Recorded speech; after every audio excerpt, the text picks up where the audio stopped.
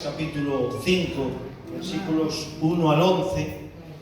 No sé lo que me va a dar tiempo a predicar de este pasaje, por lo tanto no lo voy a leer entero, sino que lo que voy a hacer es ir leyendo el pasaje, ir predicando a medida que voy leyendo la palabra, porque no sé, creo que no me va a dar tiempo a terminar los 11 versículos.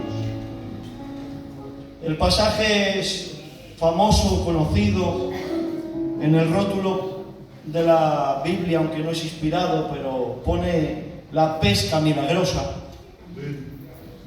Todos ustedes ya conocen el pasaje.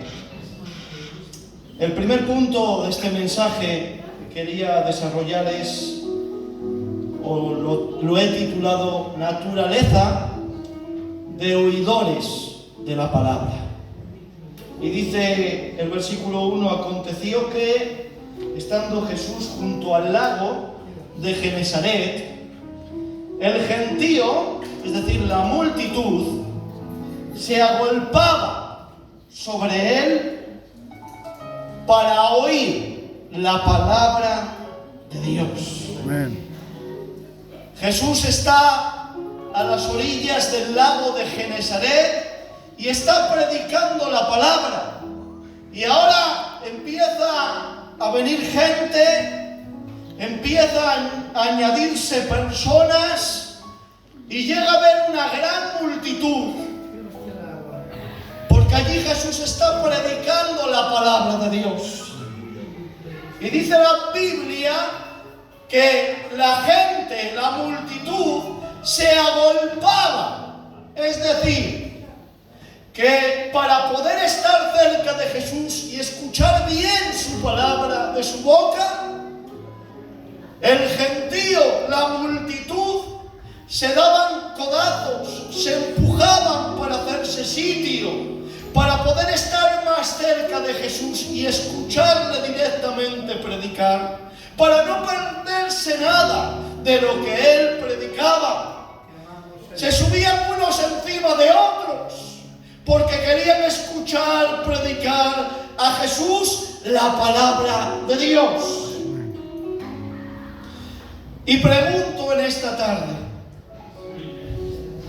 cuando se llena el local hasta arriba, cuando aquí el diácono, el Dani, tiene que sacar sillas, sacar bancos, porque no cogemos, porque venimos a este lugar, cuando hay acontecimientos especiales en la iglesia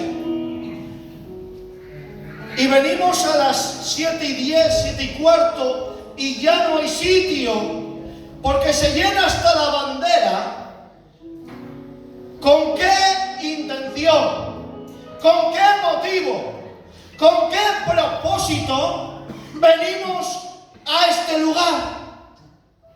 Cada uno que lo piense en su corazón. No voy a decir motivos, pero cada uno sabe con qué motivo, con qué intención viene a este lugar y con qué intención viene cuando se llena este lugar hasta la bandera. Pero esta multitud que había en el lago de Genesaret se agolpaban y se subían unos encima de otros porque querían escuchar la palabra de Dios. Amén. Venían con ganas, venían con ilusión, venían con fuego, venían con intención, con propósito de escuchar su palabra.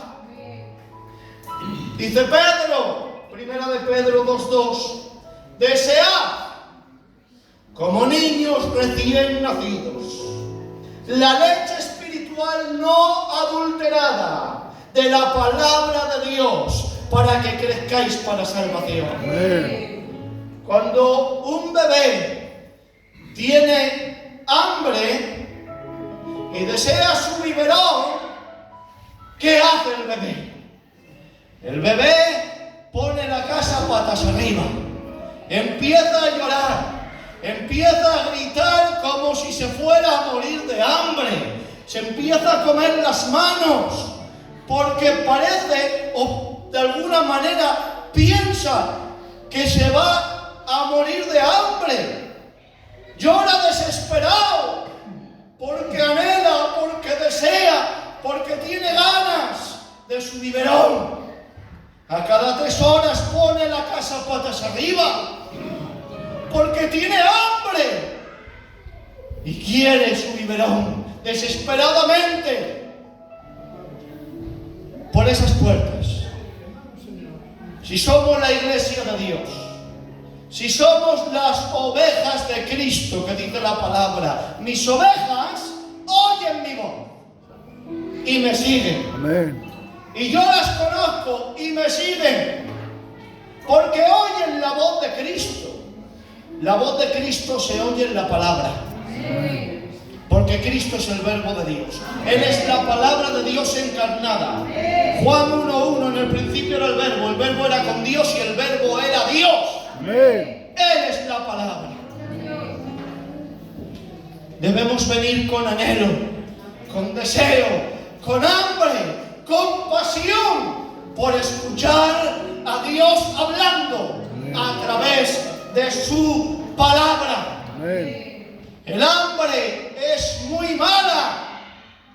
Es tan mala el hambre que dice la palabra que en Israel hubo un tiempo que se pasó tanta hambre que una mujer que se estaba muriendo de hambre le dijo a la otra, le dijo: hoy cocinamos a tu niño y nos lo comemos, y mañana al mío, porque si no vamos a morir de hambre. ¡Qué mala es el hambre! ¡Qué mala es el hambre! Cuando no o intentamos sustituir el hambre que nuestra alma, que Dios ha puesto en el alma por su palabra, intentamos alimentar ese hambre con rencores, con resentimientos, con envidia, con falta de perdón. Cuando intentamos alimentar el hambre del alma por su palabra, con todas esas cosas, nos damos cuenta que nuestra alma sigue vacía, que el estómago de nuestra alma sigue vacío, porque el estómago del alma, señores, solamente se llena con la palabra de Dios. Amén. Debemos venir con hambre de su palabra. Amén. Naturaleza de oidores. El que es creyente verdadero tiene hambre por escuchar la palabra de Dios. Amén. Pero debemos orar por ello. La iglesia debe orar rogando a Dios: Señor, dame hambre, dame anhelo, dame deseo, dame pasión, dame fuego por comer tu palabra, por escuchar tu palabra, porque tu palabra es alimento para mi alma. Jesús dijo: el que tenga hambre, coma de mí y beba de mí, y no pasará hambre jamás. Y lo dijo con referencia a su palabra, porque comer de Jesús es comer de su palabra. Beber de Jesús es beber de su palabra. Él dijo: mis palabras en vuestro corazón, en vuestro interior, serán como ríos de agua de vida, que saltan para vida eterna. Pero también, no solamente deben orar porque Dios les dé hambre de su palabra, también deben orar porque los siervos de Dios, cuando usted venga con hambre de la palabra, tengamos nosotros palabra de Dios para la iglesia. Amén. Porque cuesta mucho, señores. Aquí parece ser que vemos un texto, empezamos a predicar y sale todo de la nada. Pero cuesta muchas horas, escúchame bien, de rodillética. Sí, cuesta muchas horas de rodillética. Tenemos que estar de rodillas orando muchas horas y rogando al Señor: Señor, dame una una palabra para tu pueblo, porque tiene hambre, porque tiene ganas, porque tiene ilusión, porque tiene fuego por escuchar tu palabra, porque tú has puesto ese hambre en el alma y nosotros somos los responsables de alimentar al pueblo. Amén. Pero no solamente lleva muchas horas de rodillética, de oración, también lleva muchas horas de codillética. ¿Qué es codillética? No, codillética es que los predicadores tenemos que hincar codos y estudiar la palabra. Amén. Tenemos que hincar codos y estudiar las escrituras para predicar lo que Dios quiere, para predicar lo que es conforme al contexto bíblico y no lo que queremos nosotros, y no lo que imaginamos, y no lo que pensamos, y no lo que sentimos, sino lo que Dios ha dicho. Amén. Y para eso hay que estudiar mucho. Pero también necesitamos mucha, y esta palabra me la invento, mucha llorillética. Tenemos que llorar, tenemos que clamar al Señor. Tiene que afectarnos a nosotros primero la palabra. Tiene que golpearnos a nosotros el Señor con la palabra. Tiene que humillarnos Dios con la palabra. Y tenemos que ser afectados nosotros. La palabra nos tiene que arruinar, nos tiene que destruir nuestro orgullo, nuestra vanagloria, nuestro pecado, porque también somos pecadores como ustedes. Que porque prediquemos la palabra no quiere decir que no seamos pecadores. También caemos, también fallamos, también defraudamos. Por eso la palabra primero nos tiene que afectar, nos tiene que romper por dentro de nosotros, para que cuando prediquemos la palabra, prediquemos con una herida, porque Dios a nosotros nos ha derribado, y después aplicarla a ustedes. Amén. Para que Dios también, igual que nos ha afectado a nosotros, que nos ha destrozado el orgullo, que nos ha arruinado a nosotros primero, porque somos pecadores y nos ha humillado delante de Dios, también que la palabra humille el corazón de la iglesia para que venga Cristo en arrepentimiento y fe. Amén. Naturaleza de oidores de la palabra.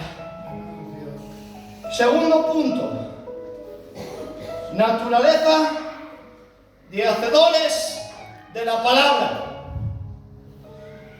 Dice la palabra, y vio dos barcas Jesús, que estaban cerca de la orilla del lago de Genesaret.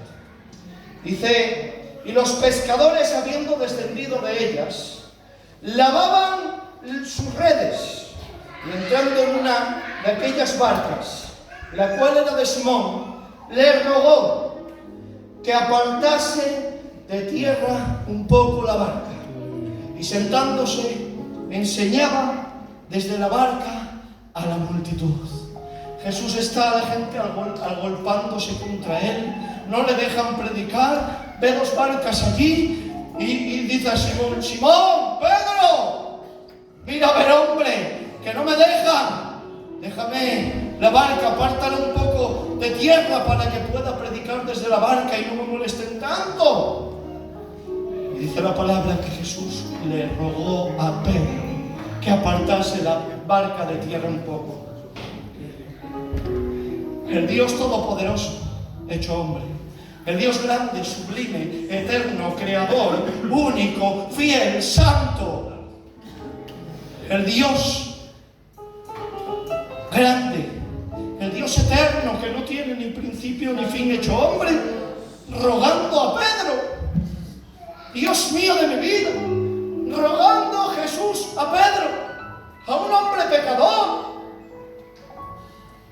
Qué humildad la de Jesús. Amén. Y aquí me gustaría entrar, pero no da tiempo. Pero qué humildad la de Jesús, rogando a un hombre, Dios hecho hombre, rogando a un hombre, es increíble.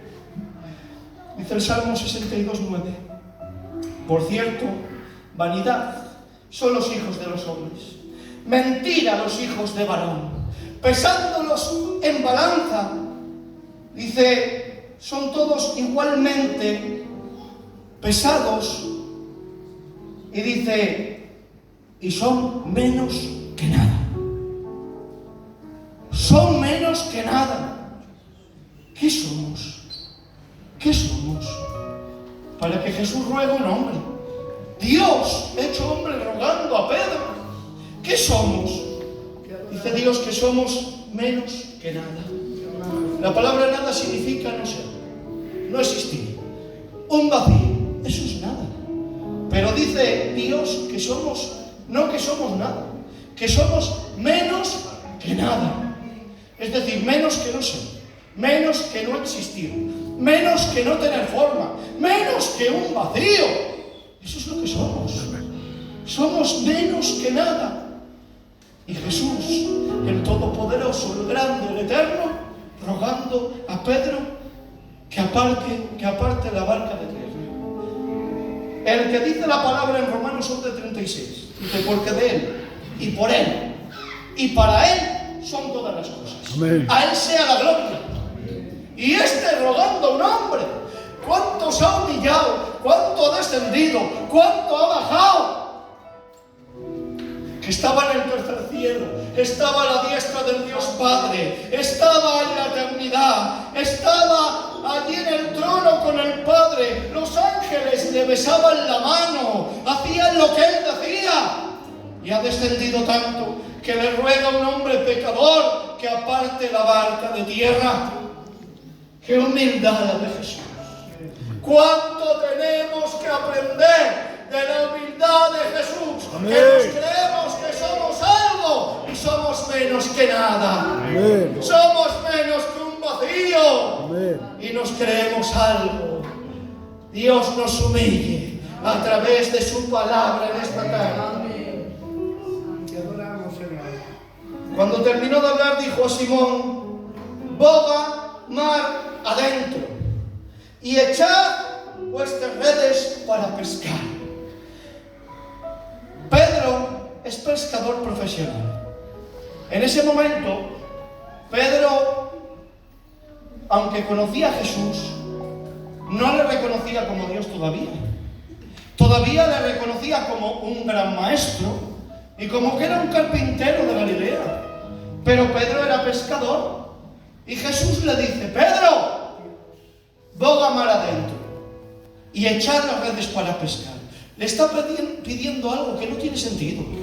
Le está pidiendo algo a Pedro que para un pescador, Pedro dice, pero si es que el momento de pescar es por la noche, por el día no se pesca. Y las redes no se echan en el fondo, se echan a la orilla para atrapar a los peces, porque si no se van para el fondo, se van en otra dirección. Y me está diciendo que eche las redes mar adentro y a plena luz del día. No tiene sentido. Lo que Dios nos manda en su palabra no tiene sentido. Pero Dios nos ha llamado a tener naturaleza, no solamente de oidores, porque aquella multitud oía, pero no dice la palabra que se convertía. No dice la palabra que cambiaban.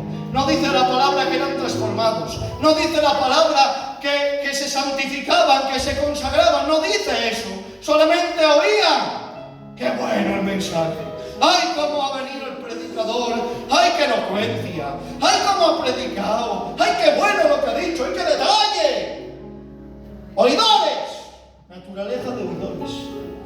Pero Dios no nos llama solamente a tener naturaleza de oidores. Nos llama a tener naturaleza de hacedores. Amén. Lo dice Santiago, que el que oye pero no hace es como el que se mira al espejo y después se olvida de cómo estaba. Es como que me miro al espejo antes de venir al culto, tengo un piazo lamparón aquí, un piazo mancha, y ahora, en vez de cambiarme de camisa, salgo del espejo y se me olvida que tengo una mancha. Y me vengo al culto con mi piazo mancha y todo el mundo, Alma, la mancha que tiene el aroma. Alma. Así es, el que oye la palabra, el que dice qué buen detalle, el que dice qué bien la palabra, hemos gozado, pero después no vivimos lo que escuchamos. Naturaleza de hacedores, no solamente de oidores. Amén. No tiene sentido Lo que pide Jesús no tiene sentido. Mira lo que pide Jesús. Oísteis que fue dicho ojo por ojo y diente por diente. Pero yo os digo, no resistáis al que es malo. Antes a cualquiera que te hiera la mejilla derecha, vuélvele también la otra. No tiene sentido. Eso para el mundo, eso para la sociedad, eso para la gente que no es cristiana, es una locura. Y al que quiere ponerte a pleito y quitarte la túnica, déjale también la capa. ¿Qué sentido tiene eso? Para esta vida, para este mundo. Es un tonto. Y a cualquiera que te obliga a llevar carga por una milla, ve con el 2. ¿Es de tontos? Al que te pida, dale. Y al que quiera tomar de ti prestado, no se lo rehuses. Oísteis que fue dicho, amarás a tu prójimo y aborrecerás a tu enemigo. ¿Tiene sentido? Humanamente tiene sentido. Pero yo os digo, amad a vuestros enemigos. Bendecid a los que os maldicen. Haced bien a los que os aborrecen. Orad por los que os ultrajan y os persiguen, para que seáis hijos de vuestro Padre, que está en los cielos, que hace salir su sol sobre malos y buenos, y hace llover sobre justos e injustos. ¿Qué sentido tiene hacer bien al que te hace mal? ¿Qué sentido tiene ponerle otra mejilla? Eso es naturaleza de este mundo. Pero los hijos del reino, los que son del reino de Cristo, obedecen a Cristo aunque no tenga sentido, porque no tienen solamente naturaleza de oidores, también tienen naturaleza de hacedores. Amén. Respondiendo Simón le dijo, Maestro, toda la noche hemos estado pescando, trabajando, y nada hemos pescado. Mas en tu palabra echaré la red. Naturaleza no solamente de oidores, sino de hacedores. Porque la naturaleza de hacedor es una naturaleza de discípulo. Por eso Juan 8:31 dice, dijo entonces Jesús a los judíos que habían creído en él, si vosotros permanecéis en mi palabra, seréis verdaderamente mis discípulos. El discípulo no solamente oye, el que tiene naturaleza de discípulo es un hacedor. No solamente oye, también hace, también vive la palabra, porque es un discípulo. Este permanece en la palabra, este guarda la palabra y la guarda en su corazón, y cuando venga una circunstancia que me supera, una circunstancia que no sé cómo actuar, una circunstancia que ¿por dónde salgo? ¿Salto, no salto? ¿Qué hago? Este guarda la palabra. Y cuando viene el momento duro, el momento difícil, dice, tengo guardada la palabra para aplicarla ahora, que es tan complicado, que es tan difícil, que es tan angustioso, pero obedezco su palabra, porque la obedezco en su nombre, en el nombre del Nazareno. Amén. Voy a dejar aquí esta palabra, hermanos. Voy por el versículo 6, son 11 versículos. Así que, hermanos, yo creo que hasta aquí. Creo que debemos ser prudentes, hace calor, son las 8:10 de la tarde. Así que para otro día seguimos con la naturaleza de hacedores. Amén. Y la naturaleza de afectados por la palabra. Que Dios les bendiga mucho. Un abrazo para todos y el pastor con ustedes.